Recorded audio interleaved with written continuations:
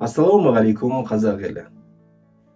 Қазақстан Халық банкі өз тарихын Ақтөбе қаласында алғашқы жинақ кассасы ретінде ашылғаннан бері 1923 жылдан бастап жұмыс жасап келеді.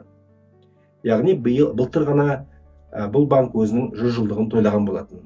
Бүгінгі таңда Халық банкі Қазақстанның ең ірі банктерінің бірі болып табылады.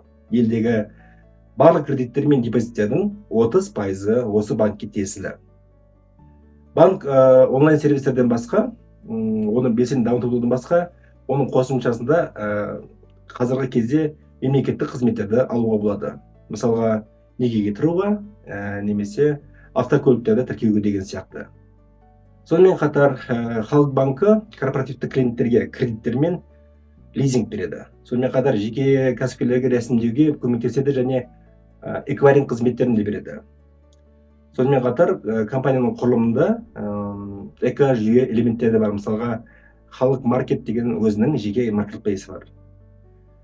Яғни, бүгінгі видео соңына дейін көрсеңіз, бұл банктың акциясын сатып алу керек пе, керек емес пе, соған баға бірге беріп көреміз.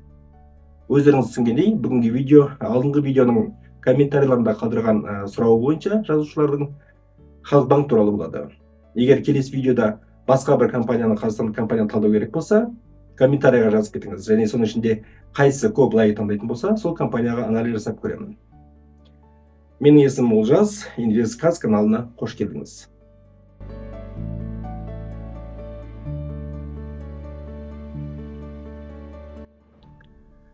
Енді Халық банкінің қазіргі күні 69,7% Алмекс компаниясының холдингтік тобына тиесілі. Холдинг өз кезегінде Динара және Тимур Көлебаевтарға тиесілі. Халық банктың акцияларының алғашқы сауда-саттығы 1998 жылы бір акцияға 130 теңгеден сатылып басталған болатын. 2012 жылы желтоқсан айында Халық банк сплит жасады, яғни жай акцияларын 1/1 пропорциясында бөліп, оны жүзеге асырып, бұрынғы акционерлердің қолында қанша акция болса, соны 10 есе көбейткен болатын. Осы материалды дайындаған кезде оның құны 213 теңге болатын. Яғни сплитті ескеретін болсақ, инвесторлар бір акцияға 2130 теңге пайда көрді. 1998 жылы қағаз сатып алған адамдар, осы акцияны сатып алған адамдар, бүгінгі күнге дейін 1538% өсуіне пайда көретін еді. Яғни 16 есе өсті десек болады. Және бұл құнның ішінде дивиденд ескерілмеген. Ал Казет сайтындағы ақпараттарға сенетін болсақ, осы уақытқа дейін дивиденд ретінде 119 теңгеден артық дивиденд төленген болатын.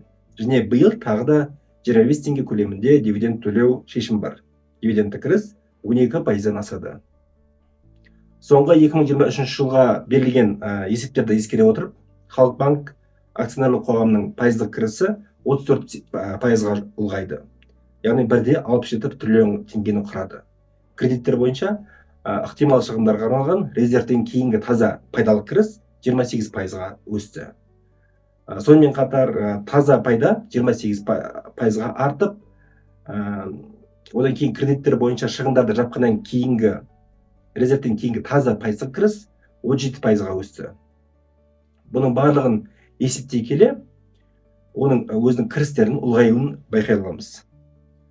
Сонымен, ағымдағы жылдың сәуір айында жақында ғана банк бұған дейін өзінің қабылдап алған Казкоммерцбанктың 2015 жылғы 250 миллиард теңге көлеміндегі мемлекеттен алған ақшалай қарыздың толығымен алдын ала өтеген хабарлаған болатын.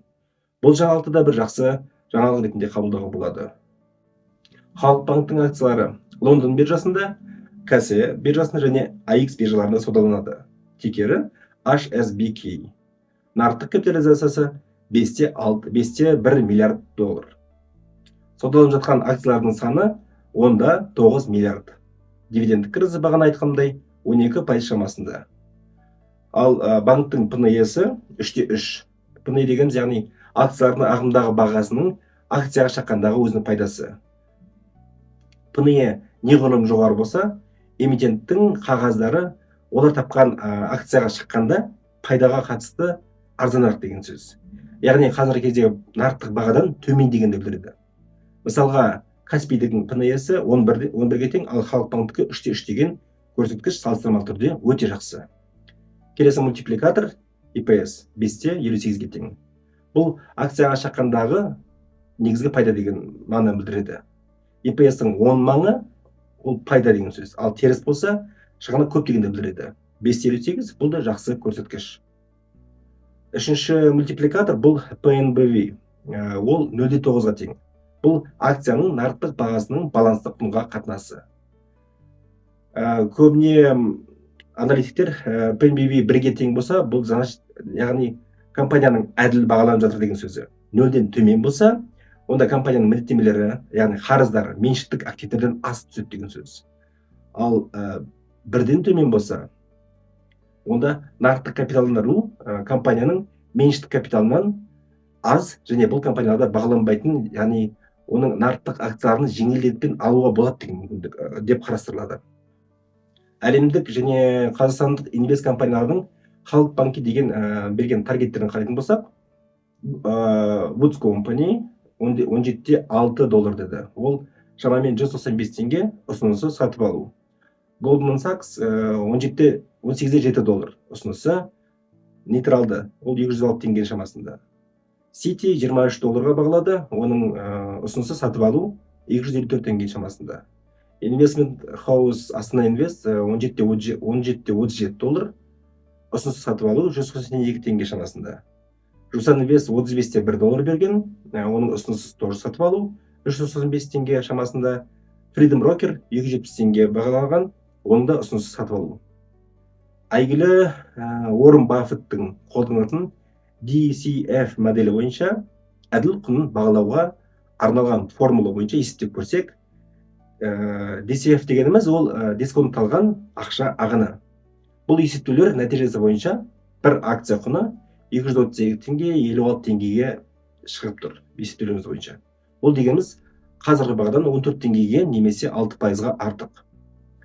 Ал енді инвестициялаудың әкесі және аңызға айналған экономист Бенджамин Грэмнің әдісімен есептеп көретін болсақ, бір акцияның нақты бағасы 227 теңгеге тең болып тұр. Бұл дегеніміз қазіргі бағадан 9 теңгеге ғана артық.